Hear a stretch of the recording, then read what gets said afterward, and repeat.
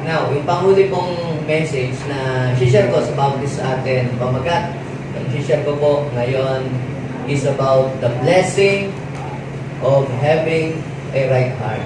Sino dito ang gustong makatanggap ng pagpapala buhat sa Diyos? Amen! Yeah. Tayo, gusto natin ang blessing. Kaya dapat, Pastor, lagi mong i-preach ang blessing. Ayoko ng rebuke, ayoko ng mga correction, ayoko ng mga pagtutubig. Ayoko yan. Gusto ko ng blessing lang. Alam niyo po, hindi dadating ang blessing sa atin kung walang correction na mangyayari sa ating buhay. Then, right after ng pag-shape ng Diyos sa ating puso, right after na mahulma ng Diyos ang ating pangloob. Okay? Ngayon, ang blessing ay hindi na mahirap dumating para sa atin. Kasi, kung hindi ayos ang iyong puso at buhusan ka ng Diyos ng blessing, wala rin. Ibig sabihin, para lamang ang Diyos nagbuhos ng tubig sa isang sisidlang butas. Kaya, pag inayos mo ang iyong puso, lahat ng blessing na ibubuhos sa iyo ng Lord, siguradong masasalo mo lahat. Walang sayang, walang tapon. Amen? Magagamit mo ito sa tamang paraan. Magagamit mo ito sa mabuting bagay. Yan. Okay? So, samahan muna po ninyo ko sa pagbabasa natin ng ating pong text. At babasahin po natin sa Jeremiah chapter 17, verse 10. Basahin natin sa Tagalog. 1, 2, 3, go! Ako si Yahweh, ang sumisiyasat sa isip at sumasaliksik sa puso ng mga tao. Ginagantimpalaan ko ang bawat isa ayon sa kanyang pamumuhay at ginagantimpalaan ayon sa kanyang mga gawa. So, may the Lord bless His word this morning. So, mapapansin natin dyan, mga kapatid, na sa lahat ng bagay, ang Diyos ang sumisiyasat. O, ibig sabihin sumisiyasat, ang Diyos ang nagsumusuri. Ang Diyos ang tumitingin. Kumbaga, sa engineering department, siya yung nag-i-inspect kung ang ginamit mo bang mga materyales sa mga itinayong bahay ay standard or substandard. Okay? Tignan niyo pong iba, para makatipid, ginagawang substandard, nakakalusot, di ba? Pero sa Diyos, mga kapatid, hindi makakalusot kung ang ating puso ay mali. So sabi ng Bible, ang Diyos ang sumisiyasat o sumusuri o tumitingin. Saan? Sa puso at isip ng tao.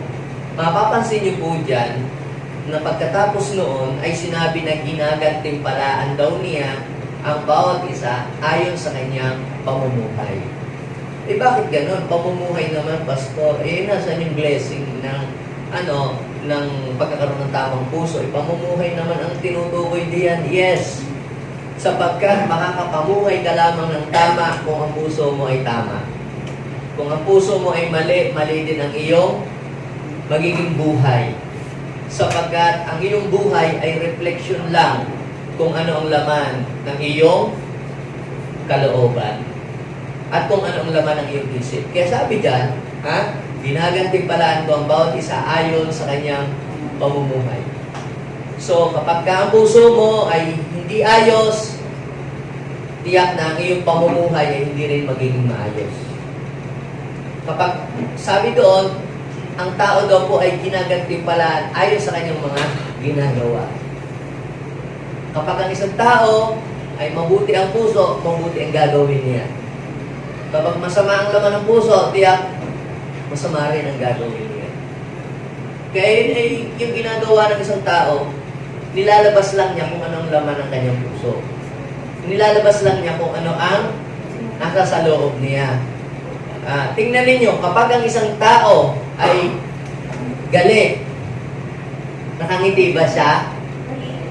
Ibig sabihin, yung loob niya, may galit siya. At ipinakikita lang niya sa kanyang labas. Hindi, natutuwa ako. Ba't ka nagdadabog? O, diba? So, yun po yun. Obserbahan po ninyo ang inyong sarili. Tingnan nyo naman, kapag ang puso ninyo nagagala, natutuwa, nagmamanifest din yan sa inyong action, sa inyong face, nagmamanifest. Diba? Kaya, yung itsura ng iyong mukha, yun ay reflection lang kung ano ang nasa inyong loob. Kaya, mga kapatid, kinakailangan lagi nating huwag palungkutin, huwag pabigatin ang ating puso, at huwag nating lagi punuin ng galit. Bakit? Dahil hindi yan makakabuti sa ating appearance, sa ating buhay, sa ating mga ginagawa. It can affect everything. Kaya pansinin niyo, kahit anong pagsisikap na gawin ng isang tao, kahit na anong pagsisipag na gawin niya, ba't hindi siya umunlad-unlad? Kasi nga, mali ang kanyang puso. Pero kapag tinama niya ang kanyang puso, tatanggapin niya yung pagbabala na inilaan ng Diyos para sa kanyang buhay. So, dito handa na! Sabihin ko sa mga katabi, I am ready to receive what God has prepared for me this year 2025. Amen? Para yun doon sa mga taong naayos ang puso. Yan. Yun. Parang inayos mo ba ang iyong sisidlan? Sa atin naman, inayos mo ang iyong heart. Now, before we talk about the blessings, let's talk about the characteristics of a person that have a right heart. Kasi nung nakaraan, we talk about the heart of a person na mayroong mga problema. Yung nagpaplano lagi ng hindi maganda, laging galit, di ba? Sino pong nakaalala noon? Laging, yung bang hindi mabuti ang iniisip sa kanyang kapwa palagi. Now, ano naman ang katangian ng isang taong mayroong maayos at tamang puso sa harapan ng Diyos?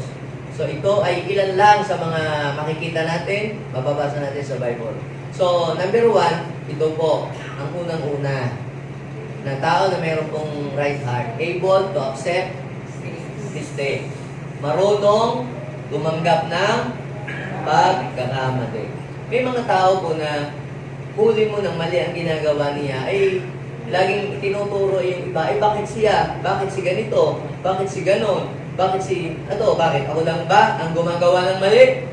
Di lang naman ako marami diyang mas masama pa. Ako naman, 20 pesos lang ang ninakaw ko, samantalang sila, libo-libo. Totoo naman na marami namang taong mas mali pa sa iyo, o mas marami na gawang masama. But the point is this, if you have a right heart, ikaw ay magiging thankful ka pagka ikaw ay na-correct. At least hindi na lalaki. Di ba? At least ay hindi na lalala. Yung pong mga tao na mayroong tamang puso, kung mapapansin nyo sa kanila, kahit hindi sila yung kahit hindi sila yung mali, sila na yung nagsosorry. May mga taong gano'n, di ba? Para wala nang away. Siguro nakikita nyo sa mga YouTube, nakikita nyo sa mga Facebook, yung nabibidyohan na nagbabiral, yung away kalsada, away banggaan, sakian na motor, kotse sa kotse, na gano'n. Tapos, biglang mamaya lalabas yung driver, siya na nga yung may kasalanan, siya pang galit, siya pang nambubugbog. O para matapos na ang gulo, isa lang naman ang makapagpapahupa ng away. Ano sa palagay niyo kung ano yun? Tanggapin mo na lang yung mistakes at matatapos na ang lahat. So, mapapansin po natin, mga kapatid, ang isang tao na may right heart, ay siya po ay responsible. Hindi siya naninisi ng ibang mga tao. Ang ginagawa niya ay inaapo niya yung mistakes. At papansin ninyo, yung mga taong marunong tumanggap ng kanilang mga mistakes, mas mabilis ma-restore ang kanilang buhay. Mas mabilis mag-elevate ang kanilang buhay. Samantalang yung mga tao na laging ang iba ang sinisisi sa nangyayari lagi sa kanila, sila ang lalong hindi umaangat. Sila yung laging ang kanilang buhay ay sinking, drowning, palubog ng palubog. Kasi wala naman po sa atin dito na isa mang taong perfecto. Lahat tayo ay may mga pagkakamali sa buhay. Alam naman ng Diyos yun. Pero yung pong pag-amin ng iyong mistakes o pagkakamali is a sign of humility. O di tapos na, then move on na tayong lahat. So, pansinin niyo yung sinabi po ng Book of Psalms, chapter 32 hanggang 5. Ito pong writings na ito, sinulat po ni David. Noon daw pong hindi pa niya na ipapahayag ang kanyang mga pagkakamaling nagawa sa Diyos. Hindi siya mapagkatulog, ang bigat ng buhay niya, at saka hindi siya makapag-work maayos. Kasi dala-dala niya sa puso niya yung bigat na yun. Kaya po siya ay nag-decide. Ano po ang ginawa niya? Nag-decide siya na yung kasalanan niya ay i-confess niya sa Diyos. At ano po ang nangyari? Yung mga pagkakamali niya, hindi niya na daw po tinago sa Diyos, i-confess niya, at pagkatapos, anong nangyari? Siya daw po ay pinatawad. Ibig sabihin pinatawad, gumaan ang kanyang loob. Kaya mabilis yung restoration. Mabilis yung tulong na dumating sa kanya. Kaya kapag ang isang tao ay lagi na lamang pag nagkakamali ay tinuturo ay ang iba, kung sino, sinitis na magulang kasi hindi siya pinaaral sa magandang school, diba? Instead na ikaw ay magsisihin mo ang ibang tao, i-admit mo na lang. Hindi kasi ako nagsikap sa pag-aaral, kaya ito ang nangyari sa akin. So, kapag inamin mo ang iyong pagkakamali, inaamin mo ang iyong pagkakamali, kapag nagkakamali ka at hindi ka nagtuturo ng iba, yan po ay sign na ikaw ay mayroong tamang puso. So, pangalawa, ikaw ay compassionate, full of compassion. Ibig sabihin ay ikaw ay mahabagin. Kung nakakita po ba kayo ng taong yung bang hopeless, gusto nang magpatiwakal, gusto nang tapusin ang buhay, naaawa ba kayo o masaya pa kayo? Sige, gawin mo yan para mabawasan ang mga evil sa mundo. Ganun ba? Di ba? Yung kung isang tao na full of compassion, kapag ikaw ay full of compassion, you have a heart like Jesus' heart. Dahil ang ating Panginoon ay full of compassion. Tingnan niyo po yung nag-a-accept ng mistakes. Si Jesus ba may pagkakamali? Si Jesus ba makasalanan? Pero pansinin niyo, pinako niya yung kasalanan ng lahat. At si Jesus, mga kapatid, ay full of compassion. Every time na si Jesus ay mag-move para magpagaling, para tumulong sa kapwa, He is always driven by compassion. Namumove yung heart niya. Naaawa siya. Kaya iba ho yung pagtulong sa kapwa na tutulong ka lang kasi meron kang ine-expect na kapalit. Kasi malapit na ang May. Well, tutulong ako para ako ay gantihan mo din ng ine-expect ko na gagawin mo sa akin. Pag hindi mo ginawa, lagot ka sa akin. Tatampangan kita sa kanto. So, hindi ho yun compassion. Yung mga taong walang compassion, wala silang awang pumatay, wala silang awang malakit na kanilang kapwa, at mas masaya sila na nakikita na ang mga tao ay napapahama. Tuwang-tuwa sila kapag nakikita nila ang mga tao bumabagsak. Kaya, buti nga sa iyo. Madamot ka kasi. Pero ang isang tao mayroong right heart, ay, naaawa siya doon sa mga taong nagpe-fail, yung magandang buhay, tapos biglang bumagsak, hindi ka masaya. Ikaw inaawa. At ikaw ay nag-iisip na paano mo tutulungan yung mga taong nanda-down. Ikaw ay nag-iisip paano mailalapit sa Diyos yung mga taong nalalayo sa Diyos. Yun. Sa Bible po, ay meron pong isang hari na kilalang hari. Ang pangalan niya po ay si King Solomon. Siya po ay binigyan ng Diyos ng wisdom or ability to manage and to lead people. siya po ay nagkaroon ng matinding problema at hindi niya alam kung paano ito susolusyonan. Binigyan siya ng Lord ng wisdom. Sa kanya pong kaharian, meron pong dalawa pong prostitute na magkasama po sa bahay. Ito po'y parehong nagkaroon ng anak. Yung pong isa, yung pong kanyang anak ay dinaganan niya. Inipit niya habang siya ay tulog. Ngayon, habang tulog ang lahat, ang ginawa po nitong babae na dinaganan niya ang anak na patay, inilipat niya doon sa isa niyang kasama sa bahay. Pinagpalit niya yung baby. Inilagay niya doon sa tabi ng ina na tulog yung baby niya na patay. Pagkatapos, yung buhay na baby, kinuha niya. Paggising nung babaeng isa, nakita niya na patay yung baby na katabi niya. Nung tingnan niyang maigi, hindi pala yun yung baby niya. Kinuha pala nung kasama niya sa bahay. Kaya, dinala sa barangay. Di pala barangay. Di ba sabi sa atin, pagka nagkakaproblema barangay. Sa kanila, dinala sa hari.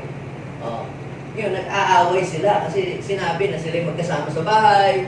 Tapos nataga na nung isa yung anak. Tapos nung tulog siya, pinagpalit. Ngayon, ang nangyari, yung aking baby tuloy ay patay, samantalang hindi ko naman baby yun at sa kanya. Sa kanya ang patay, yung aking ay buhay. Tapos, ngayon, sabi naman nung isa, hindi! Baby mo ang patay, akin ang buhay. Hindi! Anak ko yan! Yung hari nalito, sabi mo sa kanya, buhay! Iyo buhay, kanya patay. Ikaw naman, sabi mo, patay yung kanya. Buhay yun sa'yo. Sabi po nung hari, pwede mong dalahan niyo ako dito ng kita. Hatiin nga yung batang buhay. At ibigay ang, tigkalahati. Para, hati sila. Na umuwi sila hati, parang pizza. Yung baby, hahatiin. So, ano po ang nangyari? Basahin niyo yung 1 King, chapter 3, verse 26 and 27. Nabagbag. Ibig sabihin ng nabagbag, nahabag. Naawa. Nabagbag ang puso ng tunay na ina ng batang buhay at napasigaw siya. Ano ang sabi? Huwag po kamahalan. Bigyan na lamang po ninyo sa kanya ang batang buhay. Huwag na daw po patayin. Huwag lamang patayin. Ibigay niyo na po sa kanya. Bakit? Kasi mas gusto pa daw po niya na makita na buhay ang kanyang anak kaysa sa hatiin. Ibigay, di ba rin na po? Bigyan niyo na lang po sa kanya. Huwag lamang patayin. So, ngayon, na-discern ng king kung sino ang tunay na ina. Sabi nung isa, hindi, patay na, hatiin!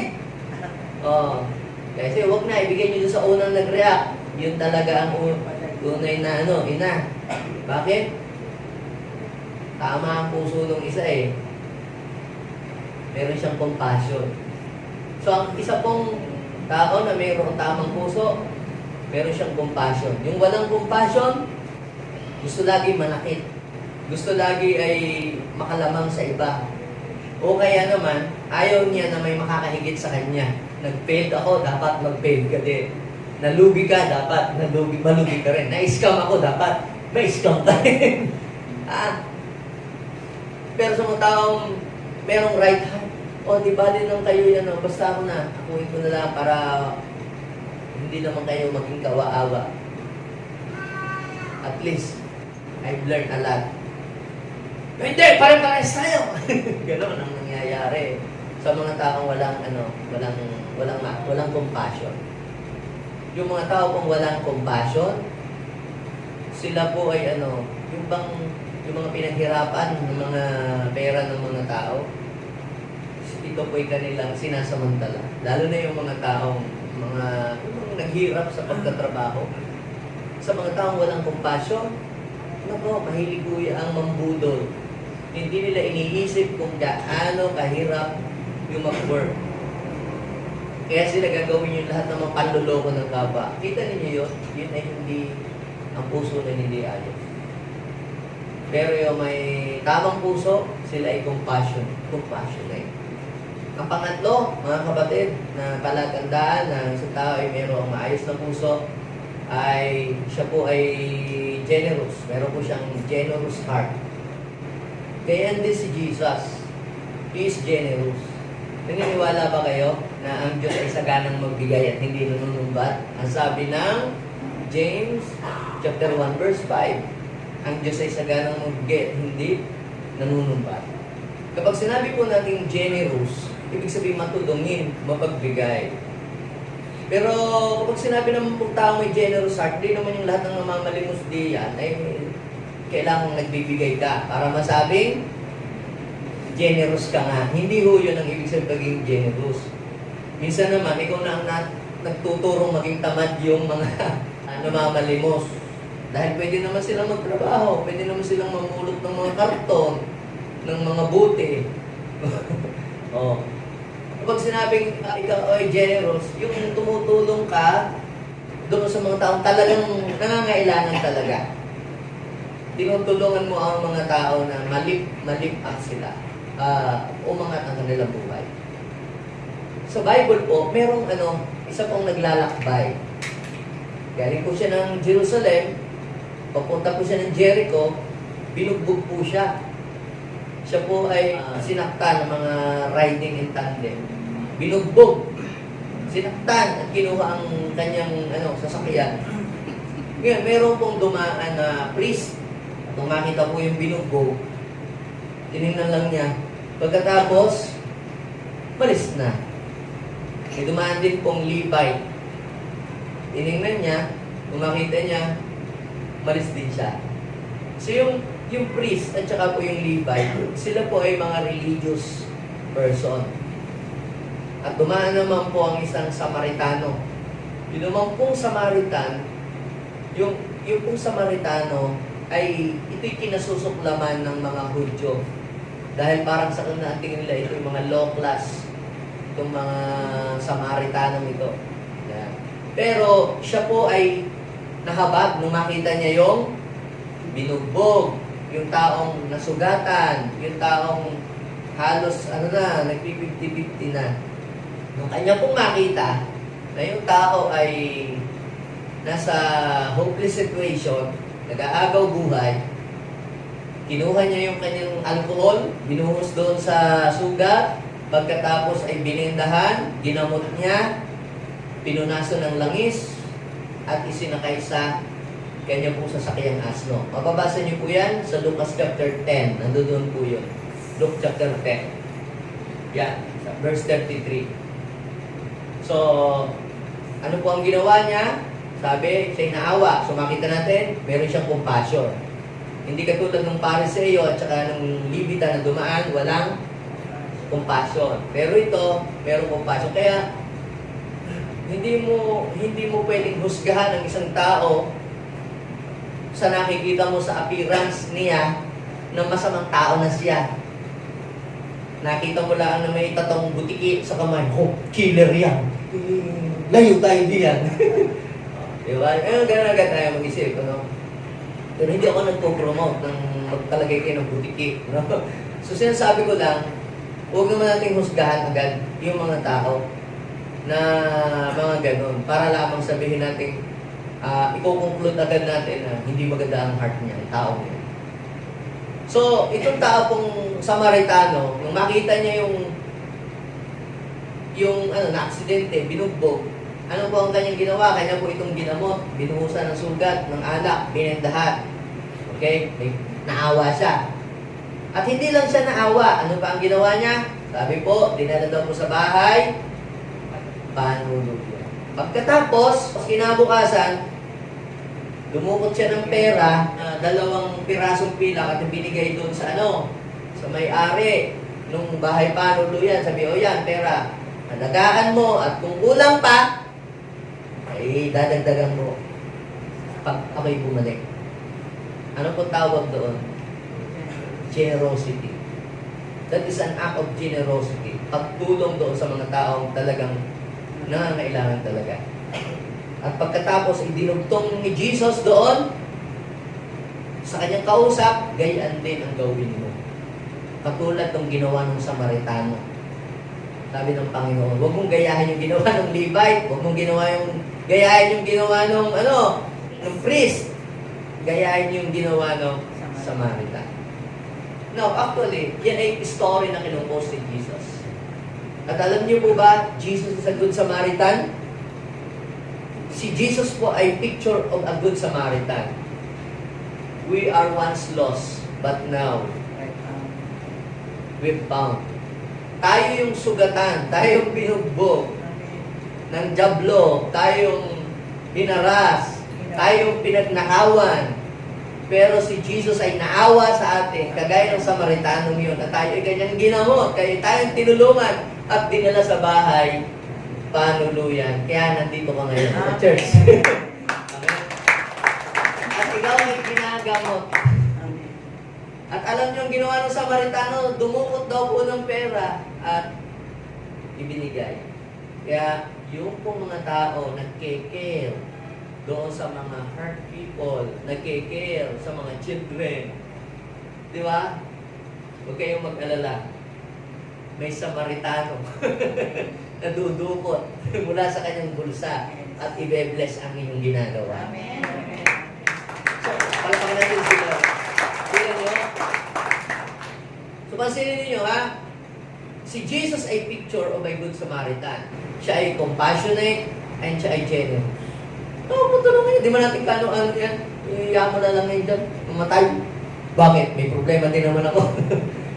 Pero pansinin nyo, yung pong generosity, nagbibigay ka, tumutulong ka, you are not expecting something in return.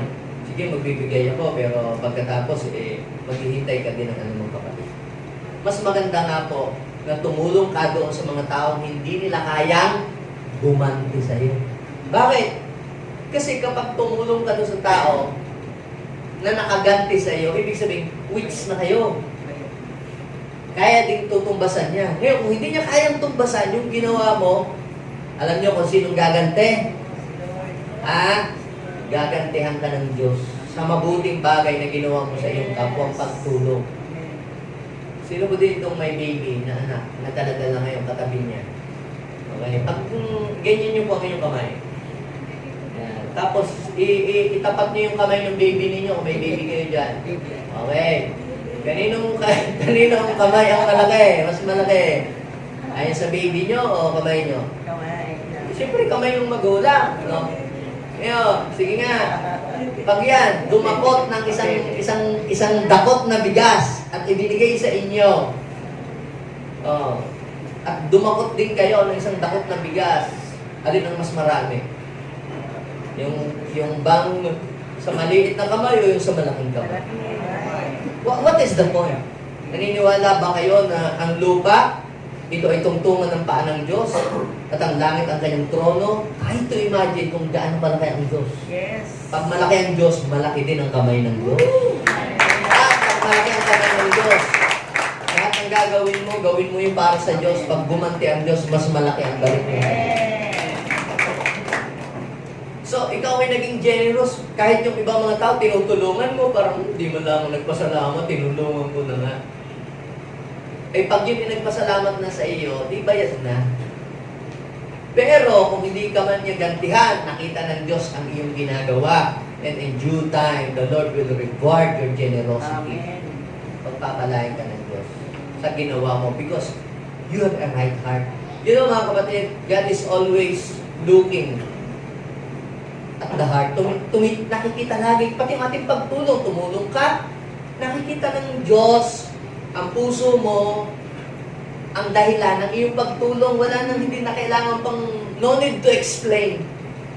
Dahil ang sabi ng Bible, God looks at the heart. 1 Samuel 16 verse 7, puso ang tinitingnan ng Diyos. Siya ang sumisiyasat. Siya ang tumitingin. Ang pang-apat, mga kapatid, na karakteristik ng isang tao merong tamang puso ay peacemaker. Ang isang taong merong right heart, masarap kasama. Meron ba kayong mga tao na pagkasama ninyo sa grupo, nagugulo na ang lahat? Minsan, hindi mo siya maisama dahil lagi na lamang nagkakaroon ng away sa grupo kapag kasama mo. Kaya minsan bihira niyong isama dahil magugulo na naman ang ating patas dahil ang isang tao na mayroong maling puso, laging trouble ang dala. Pero yung isang taong may maayos ang puso, siya ay peacemaker. At masarap kasama ang mga taong may mabuting puso. Ikaw ay peaceful, panatag ka kapag kasama mo ang mga taong mayroong right heart. Hindi sila palaaway. May mga tao po na may makaaway lang ng konti, agad magmumura na sa Facebook, itatag na ang mga buong mundo. At sasabihin doon, troublemaker yun. I-message ang lahat ng kanyang mga friends na ganito, ganyan na ginagawa, troublemaker yun. Pero yung peacemaker, mga kapatid, yan ay, ang kanyang hangarin palagi ay sa ikakapayapaan ng lahat ng mga samahan. Kaya bless ang mga taong, bless ang mga employer, bless ang mga manager, bless ang mga company owner na ang puso ng kanyang mga tao ay tama. Walang gulo. At para maging ganoon, kinakailangan imbitahan si Jesus para ang puso ay maging maayos. Unless ng isang tao, ang puso ng isang tao ay pagharian ng Diyos. Walang peace kayong makikita sa puso ng tao niya. Bakit nagiging peaceful lamang ang puso ng isang tao? Kapag ang source of peace ay nasa sa kanyang puso. Ang sabi po ng Bible, basahin natin. Sa Matthew chapter 5 verse 9, Blessed are the peacemakers, for they will be called the children of God. Tanungin mo ang iyong katabi, are you a child of God? Anong sabi sa iyo? Totoo ba na tayo yung mga anak ng Diyos? So, ibig sabihin, kung ikaw ay anak ng Diyos, dapat hindi ka troublemaker. Dapat hindi ka alaaway. Noon, hindi pa tayo anak ng Diyos. Timating na lang tayo. Basta masama mo tungin. Ngayon, pag anak na ng Diyos, tinanggap mo na si Jesus, dapat hindi ka na gano'n nang mag-umasta. Peaceful ka na, hindi ka na palaaway. Hindi ikaw lagi ang nagsisimula ng gulo sa inyong barangay. Ng pagkakagulo, ng kaguluhan. Yan. So, ibig sabihin niya, pag ikaw ay pinagsisimulan ng kaguluhan, hindi ka anak ng Diyos. Anak ka ni? Anak ni? Taning. Dahil ang sabi ng Bible, sa John chapter 10 verse 10, the devil came to steal, to kill, and to destroy. Pagwawasak ang iyong dala. Yan. So, palatandaan mo yan, na isang tao ay ayos ang puso niya. Yan ang masarap, katrabaho. Yung mga tao may maayos na puso. Peacemaker yan. So, blessed are the peacemaker, for they will be called children of God. So, ang tanda, o tatak, o sign ng isang tao ay anak ng Diyos. Anak yan siguro ng Diyos kasi nag-hallelujah. Nag-praise the Lord. Hindi ho yun ang sign. Ang sign, ikaw ay peacemaker. Hindi ka magulong tao. Masarap kang kasama. Okay, another thing. Number 5. Ano ang sabi? Full of love. Ayun, punong-puno ng pag-ibig. Ay, full of love talaga, pastor. Kasi marami siyang chicks, marami siyang love. Meron ho kasing different kind of love. Okay? Actually, yung pangunahing pag-ibig, yung pangunahing mga pag-ibig na pamilyar tayo sa mga pag-ibig na klase na yon. Sa Greek word, merong tinatawag na eros love. Diyan ho galing yung erotic. Ito is more on lust. At ito ang karamihan na sineselebrate ng mga worldly people during Valentine's. Kaya sige nga, kung ako nga ay mahal mo, dapat may mangyari sa atin. Mag-check-in tayo, bato papel gunting. So, ang eros love, ito ay lustful na pag-ibig. More on lust po ito. Okay? So, yun naman pong pangalawang klase ng pag-ibig, phileo love, ito ay brotherly love. Do you love your kapatid? Your ka-churchmate?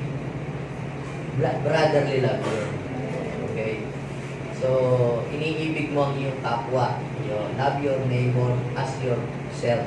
Hindi yun yung pag-ibig na crush ko siya. Iba yun. Iba yung pag-ibig na, uy! Pakilabag ko siya, crush ko siya. O, ay baka eros love yun. Yun. So, nagkakaintindihan na po. Magkaiba yun, no? Iba yung pag-ibig mo sa iyong kaibigan. Phileo love doon. Phileo love. Phileo. Phileo love. Okay? Iba naman yung Kileo love. Sa, kay ano naman yun? Robin. So,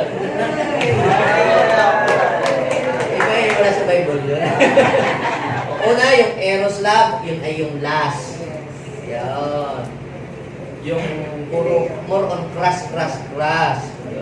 At kilig. Yan. Nakadalasan, pag nasubrahan ka sa kilig, minsan hindi ka na nakikinig. Okay? Papunta ka na sa sa ligong landas. Okay?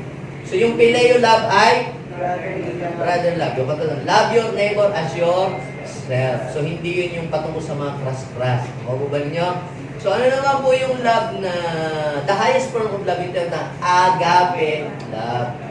So yun pong agape love, ito po yung love naman na i-demonstrate ng Panginoon para sa atin. Yung for God so loved the world that He gave His only begotten Son, that whosoever believe on Him shall not perish but have everlasting life. Ito yung love na ito na pinadama ng Diyos sa atin na kahit tayo ay makasalanan, kahit tayo pasaway, kahit hindi natin siya kilala, kahit tayo ang pagkakamaling nagagawa sa Kanya, pero inibig tayo ng Diyos. Kahit wala pa tayong mabuting nagagawa. Inialay niya ang kanyang buhay sa atin. Without expecting something in return. Kahit nga nilalait natin siya sabi Father, forgive them, for they don't know what they are doing. So, ganun kalalim at kalawak ang pag-ibig ng Diyos. So, tawag doon, agape love. So, ang isang taong may tamang puso ay mayroong pusong kagaya ng puso ni Jesus. Pinipersecute ka, nasubukan ninyo na po bang kayo ay nagsishare ng Word of God, kayo po ay na-persecute? Sira naman ako. Sira na yata ang tuktok mo dyan sa pagbabible. Alam kayo mga hallelujah, luya kayo dyan ng mga luya. Pero ikaw ba ay, paano mo sinasagot ang mga yun? Paano ka nagre-response? Paano ka nagre-react? Do you pray for them? O do you curse them? Yung po mga tao na kapag nag-share ng Word of God at hindi tinanggap yung Word na sineshare po nila, ay kine-curse nila. Pag hindi tinanggap ito, lilindulin kayo at kayo mawawasak ang mga bahay ninyo. Ay hindi ho love yun. Kayo nagke-curse. Dahil si Jesus, mga kapatid, nung hindi tinanggap siya sa isang bayan sa Samaria, sabi ng dalawang kambal, Lord, kami magpapababa na ng kapoy dito para magkamatay na yung mga yan. Ayaw kayong tanggapin. Ang preaching namin ay bakit ka? Sabi ng Lord, aba, huwag lang kayong ganyan. Kaya ako'y pumunta dito para i-save ang mga tao. Hindi para ipahamak. So, ibig sabihin, mga kapatid, kapag mayroong hindi tumanggap sa iyong sineshare, instead na ikaw ay mag-utter ng curse sa kanya, ikaw ay maaawa pa sa kanila. Lord, patawarin niyo po sila. Hindi po nila alam ang kanilang ginagawa. Sinong ganon? Si Jesus. At ganon din si Stephen. Nung nag-share, hindi tinanggap ang Word of God, ipinag-pray pa na kahabagan sila ng Diyos. Yun po ang tunay na pag-ibig. Kaya pagka may naririnig kayo, mag-preach. Kung ayaw yung tanggapin, sige, bubuo ang lupa at kayong lahat ay lalamunit magkamatay na kayong lahat. Hindi ho agape love yun. Hindi ho ganoon. Ganon ba si Jesus? Hindi po ganon si Jesus. So, ang isa pong tao na full of love, yan po ay sign na siya ay mayroong heart, like Jesus' heart.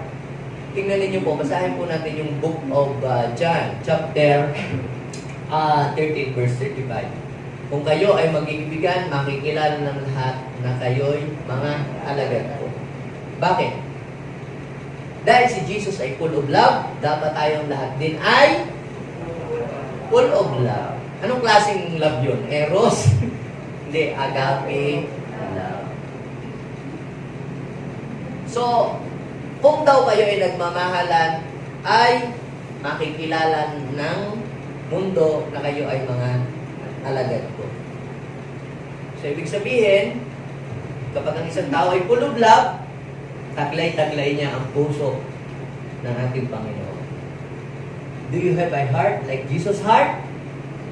Then congratulations, you have a right heart. O, ano pa? Pang-ilan na tayo? Pang-anim. Ang pang-anim, easy to forgive. Ang isang tao pa lang may tamang puso ay madaling magpatawad.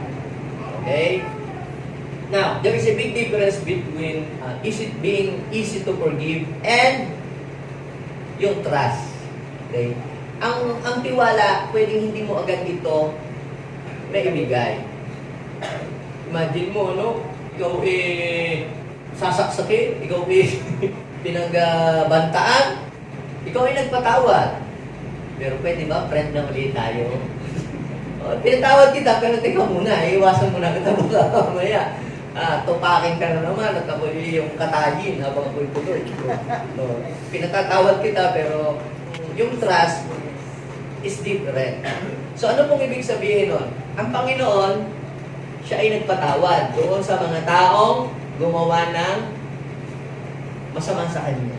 Maging doon sa sumaksak sa Kanya sa tagiliran.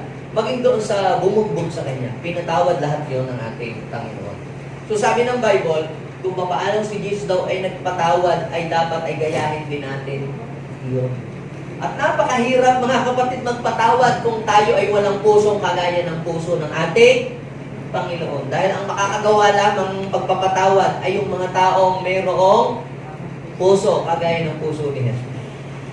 At kapag ang isang tao pinaghaharian na ng Panginoong Jesus, madali, hindi na nagiging mahirap sa kanya ang magpatawad. Unless na kung hindi pa talaga completely, totally naghahari si Jesus sa iyong puso.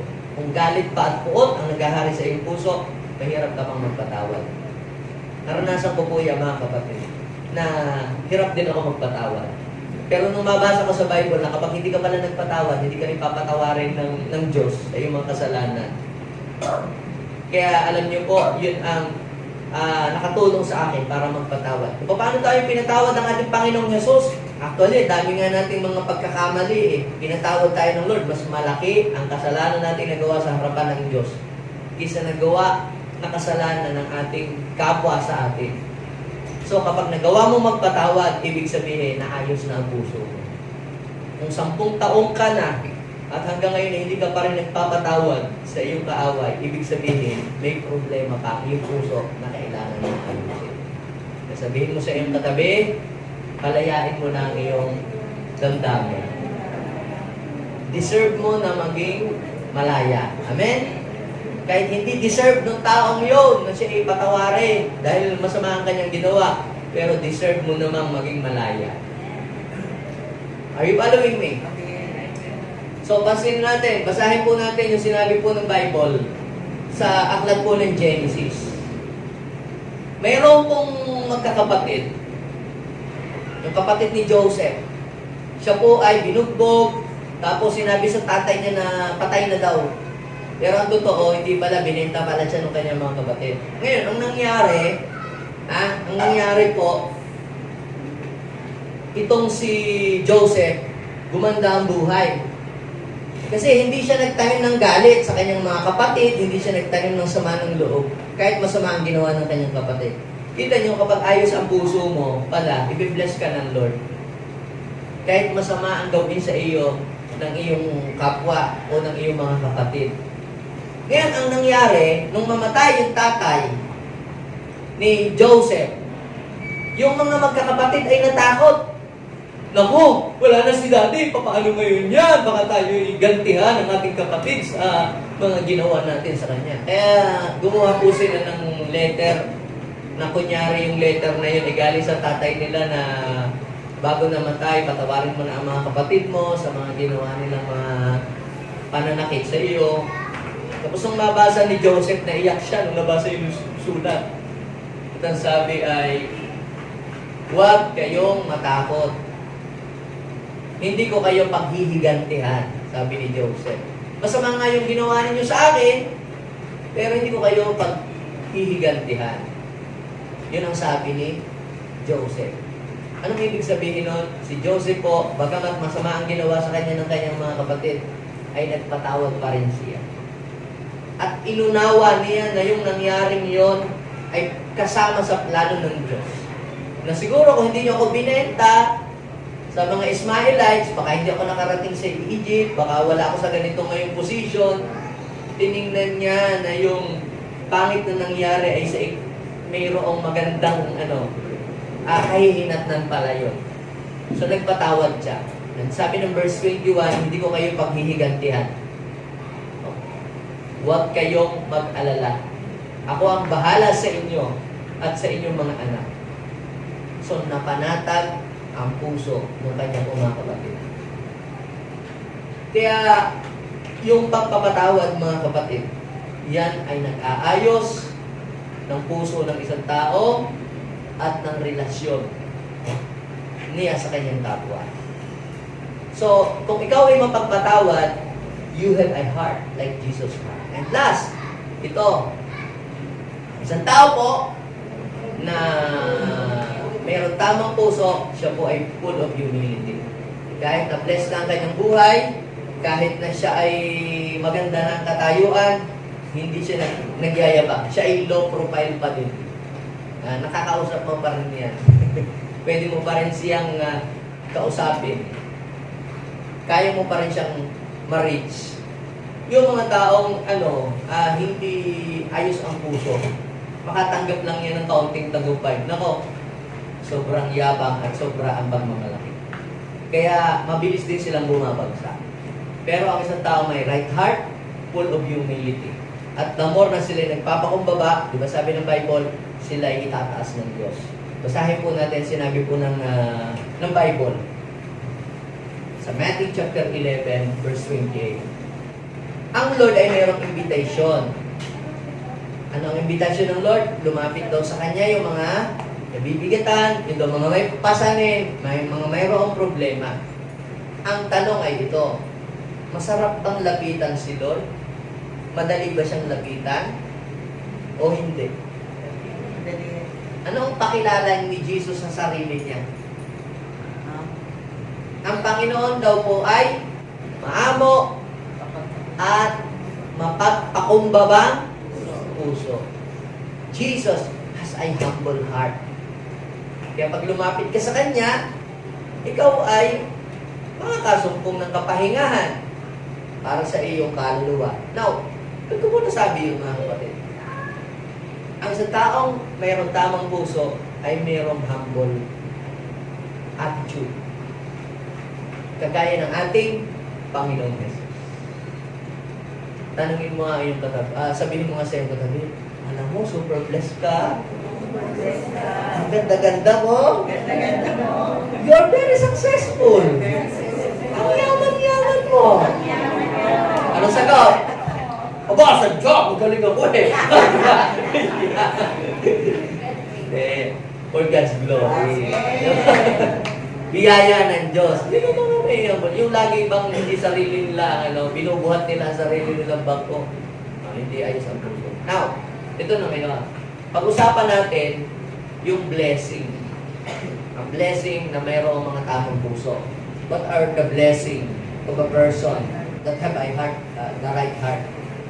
So, ano po ba yung blessing ng mga taong mayroong tamang puso? Number one, yung pong mga tao na mayroon po tamang puso, makakatanggap po sila ng kapahayagan mula sa Diyos. You will receive a great revelation. Sabi natin, great revelation. Kapahayagan mula sa Panginoon. Kapag ka po kayo ay nakakaisip ng mga magagandang ideas, meron kayong ideas sa business, paano i-expand ang business, paano pagandahin ang negosyo o patakbuhin ng ayos ang kumpanya or paano i-expand ang ministry. Yan ho ay revelation that comes from God. Kapag kayo ay may naiisip na ideas ng mga magagandang negosyo, paano kayo makakatulong sa kapwa? Revelation ho yan. Dahil hindi lahat nakakatanggap ng ganyan. Bakit? Alam niyo kung ba sabi ng Bible? Sa Deuteronomy, chapter 8, verse 17, pagpasagana na kayo, huwag niyong isipin na yung kasaganaan ay dahil sa inyong lakas at sa inyong kakayahan. Sabi ng Deuteronomy 8:17. Bakit? Dahil ang may gawa nun ay si Lord. Sabi ng Deuteronomy 8, verse 18, for it is He who gives you the ability to get well. Ibig sabihin, siya ang nag-reveal, siya ang nagbibigay ng kakayahan at kaalaman. Now, ito sabi ko kanina sa Matthew chapter 11, verse 25, natuwa ang Panginoon. Natuwa ang Panginoon dyan, nagalak siya. Bakit? Kasi, yun daw pong mga kapahayagan patungkol sa Kanya, patungkol sa kaharian, ay inireveal ng Panginoon at hindi niya inilihim doon sa Kanyang mga followers. Samantalang maraming mga priest noong araw, maraming mga scribes, at maraming mga religious leader ang nag-a-aspire na makareceive sila ng revelation coming from the Lord. Pero ni-reveal ng Lord doon sa mga tao, low profile. Doon sa mga tao may humble heart, may tao may heart like a children. Tingnan niyo, ha? Sabi ni Jesus, nagpapasalamat siya sa Ama. Bakit? Dahil daw po inilihim doon sa mga marurunong at matatalino at inihayag naman sa mga may kalooban na tulad ng bata. Kasi ninyo to, nag-reveal, nagpapahayag ang Diyos ng kanyang mga kamanghamanghang bagay at mga dakilang bagay, maging ang mga salita ng Diyos. Kita niyo po ba? Hindi lahat ng nagbabasa ng salita ng Diyos may natatanggap na revelation. Tama, mali? Hindi mo nababasa. Binasa ko na yun, wala akong. Lalo na pag nagbabasa ka ng Bible, tapos galit ka, may sama ka ng loob. Ang lahat ng mababasa mo, puro yung si Judas ay nagbigtig, si Cain ay pinatay ang pinakapatid. Laging puro negative. Laging hindi maganda ang iyong natatanggap. Kaya dapat magbabasa ka ng salita ng Diyos ay tama ang iyong puso. Pag magbabasa ka ng salita ng Diyos ay magbasa ka na ganito ang tamang pagbabasa. Nagbabasa ka para malaman mo kung ano yung i-a-apply mo sa buhay mo pag nagbasa ka. Hindi yung nagbabasa ka ng Biblia para ito pambara kay Mrs. ito mamaya. Pag nagsermon si Mrs., babarahin ko siya ng verse. Di ba? Walang babae dapat ay hindi namumuno. No? Pambara lang kay Mrs. O kaya nagbabasa ka ng Bible, gagamitin mo lang siya sa debate para makipag-debate ka. Mali ho yun. Yun po ay hindi tamang paraan sa pagbabasa. Kaya, mali din ang iyong natatanggap. So, nire-reveal ng Diyos ang kanyang mga kapahayagan, even yung mga teachings, nire-reveal yan sa mga tao may tamang puso. Kaya, itama mo muna ang iyong puso bago ka magbasa ng Biblia, makakatanggap ka ng revelation. Pag mali ang iyong puso, basa ka ng Biblia, wala kang matanggap na revelation. Are you following me? Okay, pangalawa, ano yung una? You will receive a great revelation from the Lord. Makaka-create ka ng mga teachings. Yung iba naman, nakakapag-compose kayo ng mga magagandang kanta na nakaka-bless yung inyong mga kanta. Revelation yun from God. Yung mga songs, mga magagandang songs, kaya songs ni Bijab, yun ho, revelation po yun. That comes from God. Okay? So, pangalawa, kapag ka ikaw may mayroong tamang puso, you will receive a right vision from God. Sabihin natin, right vision. Tamang pangitain. Ibig sabihin, meron kang magandang nakikita sa iyong sarili. Sabihin mo sa iyong katabi, nakikita ko na napakaganda ng iyong future. Basta magpatuloy ka lang kay Lord. Anong nakikita mo sa iyong sarili 5 years from now or 10 years from now? Sabihin mo sa iyong katabi, bayad na ako sa aking utang. Ako ay nagbe-bless ng maraming tao. Ako ay nagbe-bless ng maraming tao papunta kay Jesus. Ang isang tao po na mayroong right heart, meron siyang right perspective. Alam niyo yung mga tao may maling puso? Pag may nakakita ng tao tumutulong, nagpapasikat lang naman yun.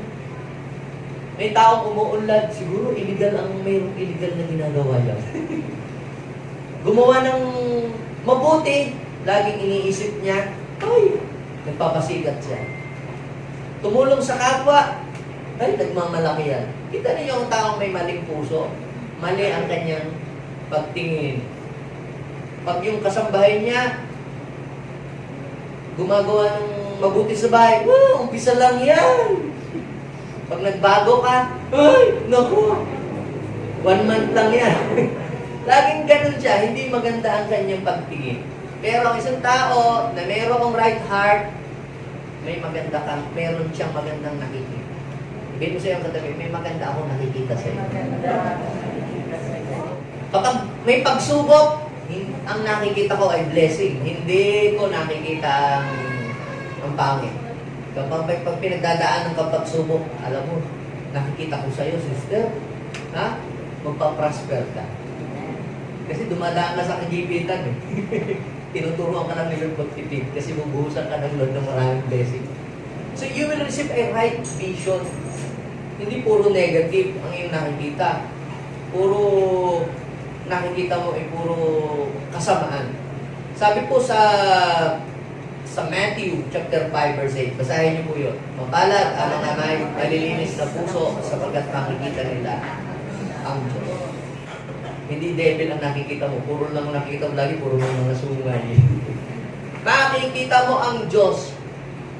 You will receive a right vision. May tamang direksyon na makikita mo. Tamang direksyon, tama yung lalakaran mo.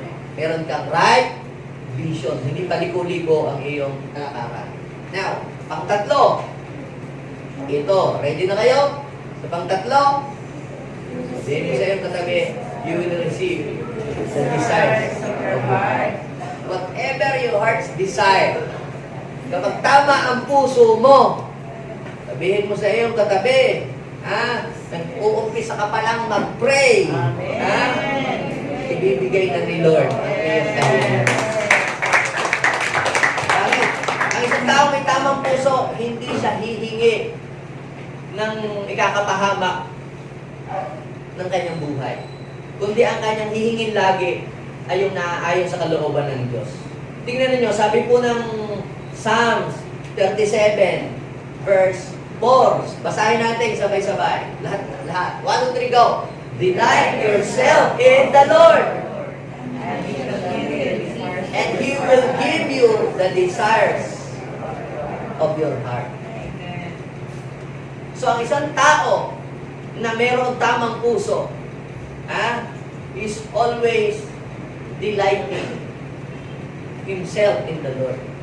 Sa Diyos niya lagi hinahanap ang kaligayahan.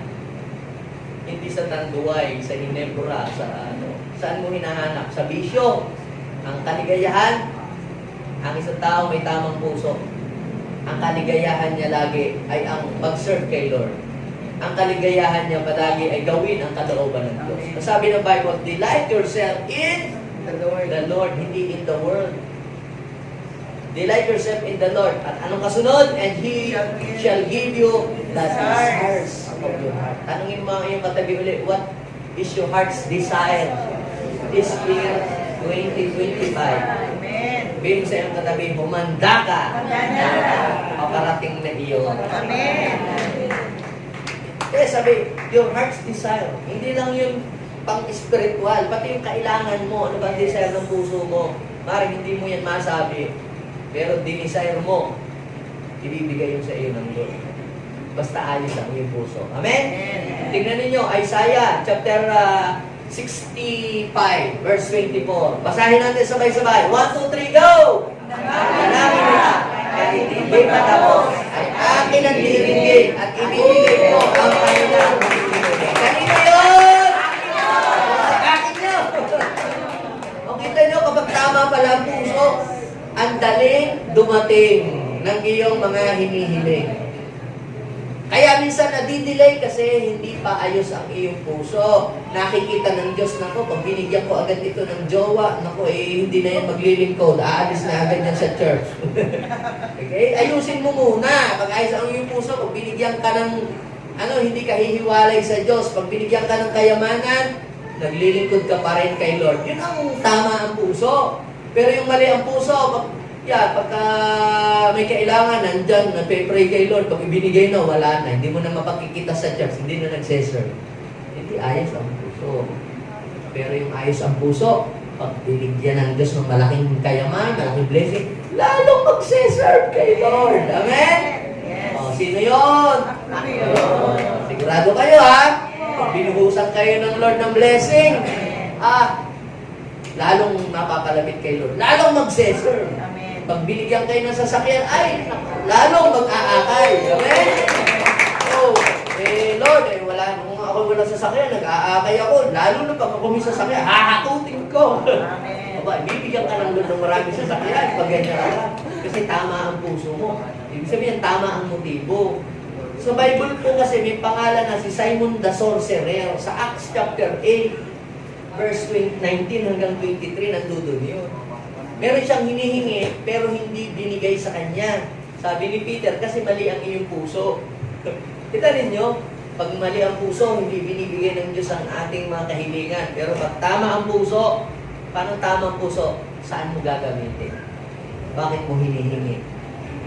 Hindi, para yung mga kapitbahay namin, mga luwa ang mata niya pag ako nakasakay sa pick-up. Mali ang iyong layunin.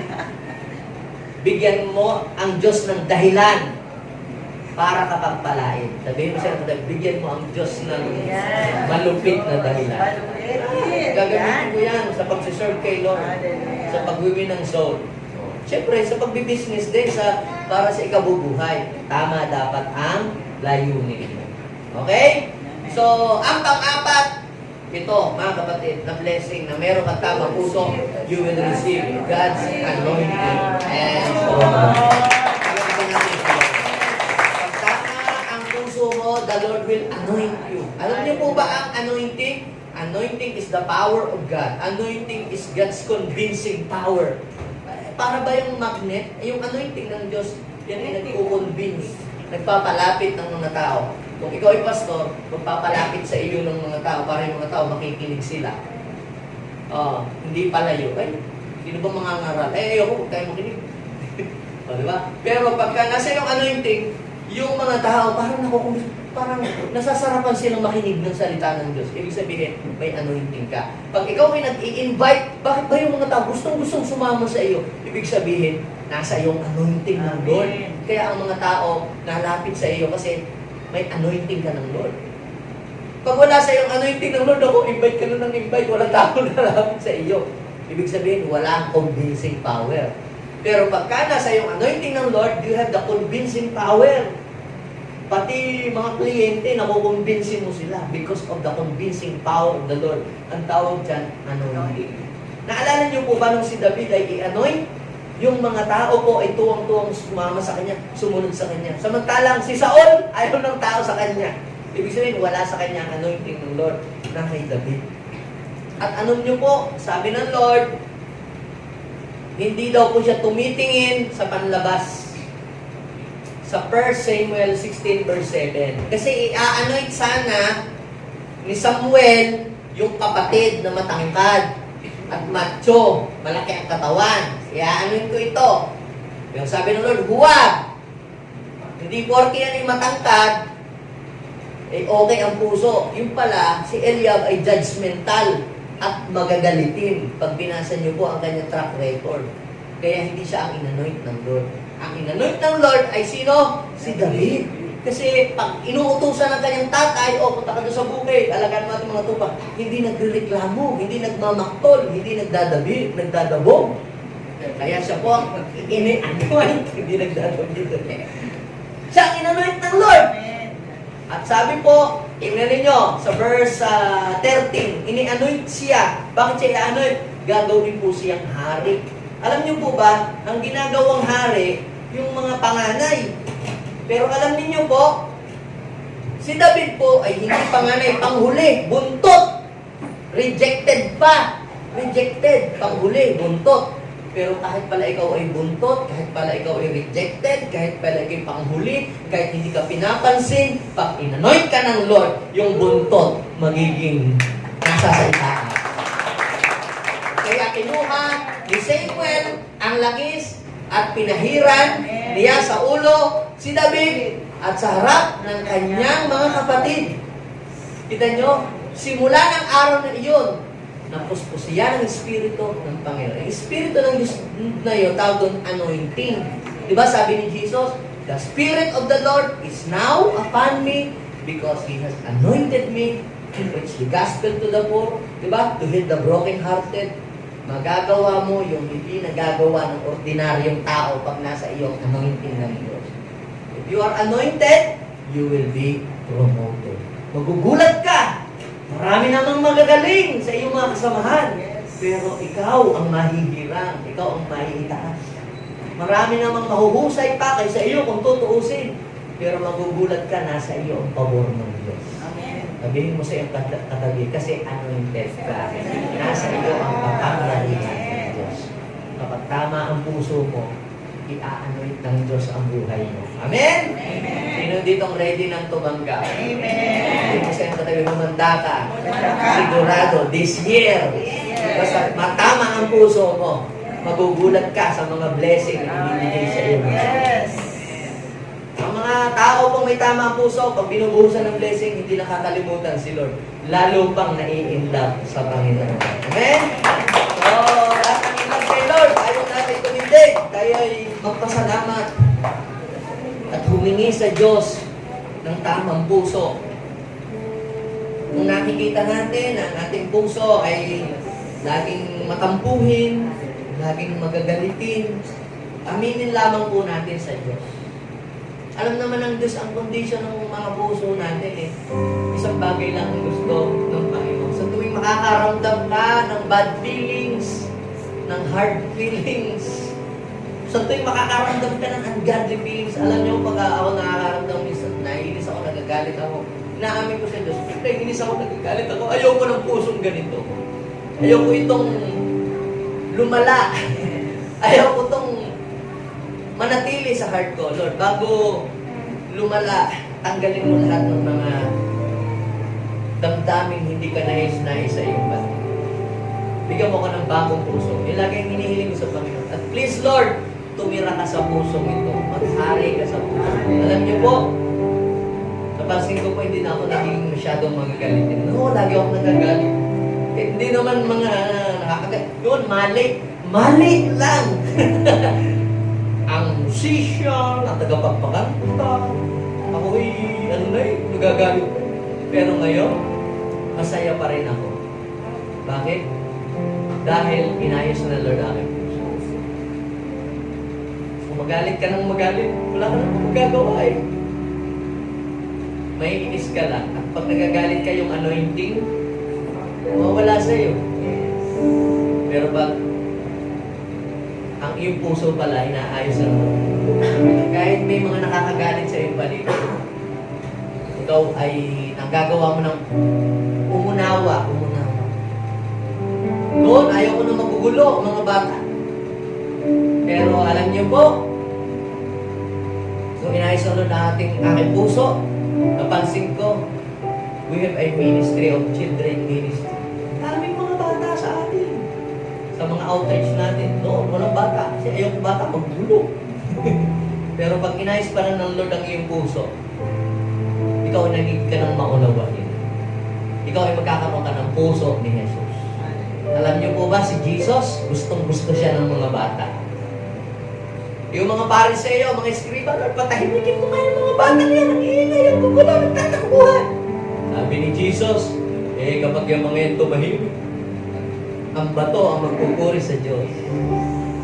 Alam niyo mga kapatid, ang isang tao mayroong ikang ay tender heart.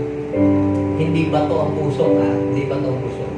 Laging nagpupuri, nagpapasalamat sa Diyos.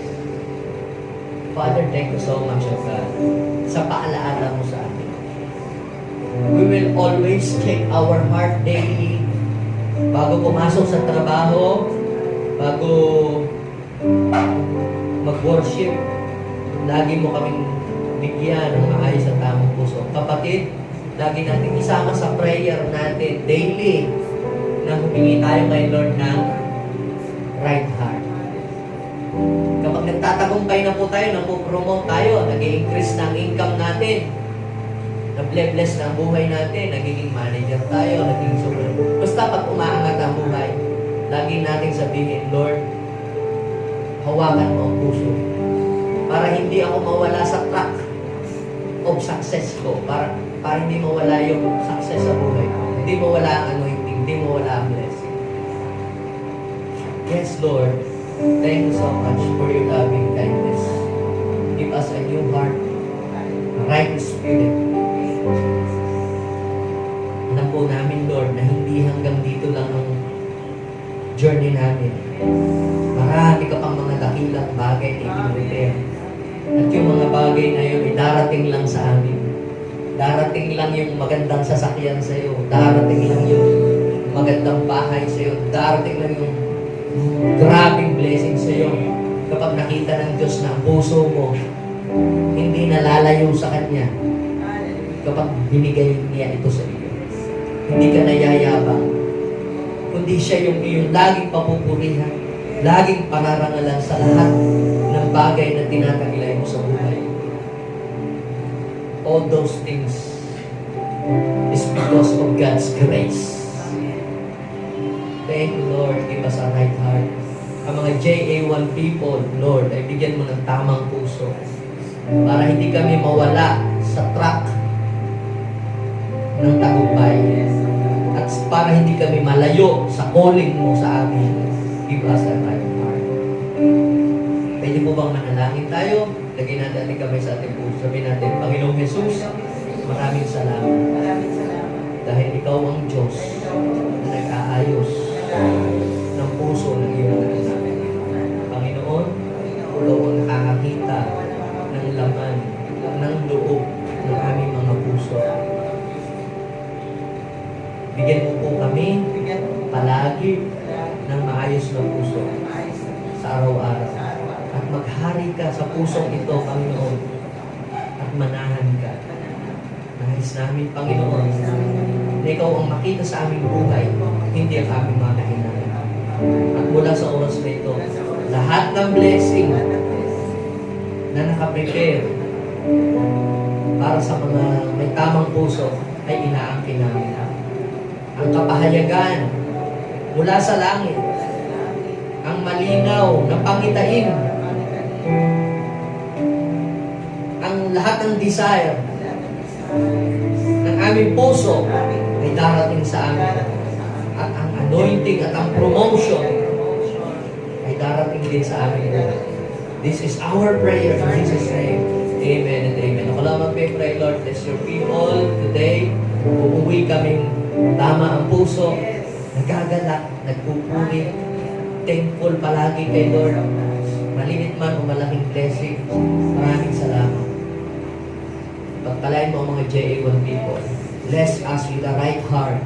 In Jesus' name, Amen!